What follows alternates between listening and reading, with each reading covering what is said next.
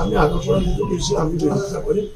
আমাৰ কোৰাণ হাদিছৰ বিৰোধিতা আছে হয়, আৰু আমি এইটো এটা চাইণ্টিফিক ৰিজন হিচাপে এইটো কোনো মানুহে মহিলাৰ কাৰণে পুৰুষৰ কাৰণে চব একেই কানুন হ'ব নেকি? কি হয় পাগল হৈছে চব।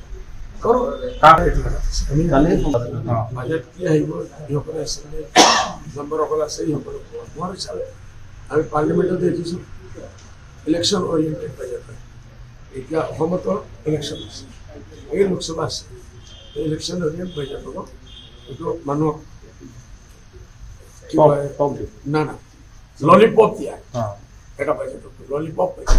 নাটক ফেইল হৈ গ'ল, নাটক ছাকচেছ হোৱা নাই। ড্ৰিম দেখিছিল, খাপ দেখিছিল, সপোন দেখিছিল, ভাঙি ভাঙি চুৰ হৈ গ'ল। দিল্লীতো হৈছে, ভাঙি ভাঙি চুৰ হৈ গ'ল।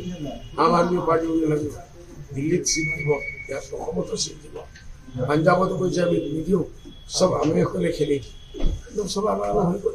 মই এইটোৰ ওপৰত কোনো প্ৰতিক্ৰিয়া নিদিওঁ। যেনে চাওক, চিফ মিনিষ্টাৰ চাহাবতো শংকৰীয়া নহয়, শংকৰীয়াসকলে মূৰ্তি পূজা নকৰে, আৰ চিফ মিনিস্টাৰ তো মূৰ্তি পূজা কৰে। চিফ মিনিস্টাৰে শংকৰীয়াৰ হৈ ইমান কান্দা কান্দিব লাগে। আজ মই গ'লে তেখেতৰ টোপনি নাহে, পুৰা ৰাত কান্দি থাকোঁ। এইটোতো মই আৰু বেছি মজা পালোঁ। এতিয়া যিমান হ'লে চিফ মিনিষ্টাৰৰ টোপনি উৰে, মই এইসব জেগাত যাম আৰু বেছি কৰি যাম। অ'কে, মই ইমান ডিটেইলছত নাযাওঁ। এইটো এজন চিফ মিনিষ্টাৰ হৈছে, এইটো পলিটিকেল এটা ষ্টাণ্ট হিন্দু মানুহক চাইড কৰাৰ।